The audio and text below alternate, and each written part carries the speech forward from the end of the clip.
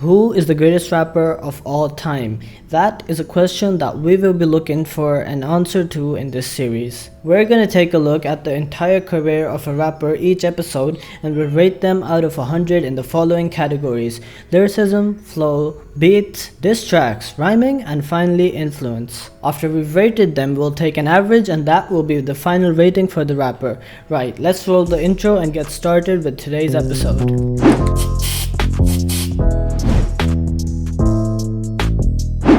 As you could tell from the title, the legendary MC from New York, Nas, is the rapper we're taking a look at in today's episode. Nas debuted in the early 90s and since then has been regarded as top 5 in the rap game. He's dropped 13 albums and sold over 25 million records in his illustrious career. Alright, so the first category we're checking out is his lyricism. Now, Nas doesn't necessarily pack the most doubles and triple entendres in his verses, but that isn't everything to discuss when it comes to lyricism. This topic goes much deeper and further and includes the artist's ability to get across a certain message to the listener, how well he's able to paint a picture with his words, expressing themselves in a creative way, and last one is probably the one in which Nas is the best at, that is storytelling. I don't think many hip-hop fans will argue with me when I say that Nas is a top 3 storyteller in hip-hop. Tracks like The Message, Undying Love, and New York State of Mind are perfect examples to get started. Nas can stick to a topic very well and drop a fire verse about it, although he doesn't pack his lyrics with double entendres and triples because it's just not his style. Nas still has some nice similes and metaphors sprinkled here and there to add to the story that he's telling or the picture that he's painting.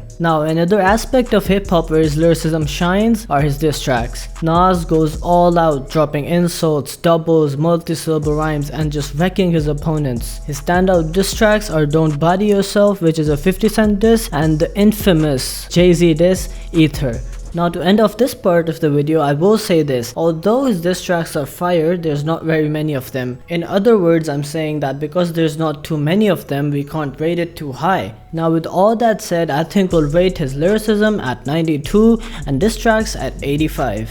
Next up, we have flow. For most people, this decides whether they like an artist's music or not. Flow changes are crucial in order to keep the listener engaged and prevent the content from getting boring. In my opinion, Nas's flow stands out from other rappers. I feel like that's because his voice is so unique and different in its own right, and when he bursts onto the scene in 1994 with his debut album Illmatic, he of course brought a lot of new flows into the game. The best way I could describe his flow is like a long run-on sentence, but every bar is connected masterfully. Now, how does a rapper make his flow smooth and fluent? The answer is rhymes. I'd like to explain this topic a bit more. So, a verse, if it has a nice rhyme scheme, it could have 2 types of rhymes. There's songs like Hypnotized by Biggie, where the rhyme scheme looks kind of like this.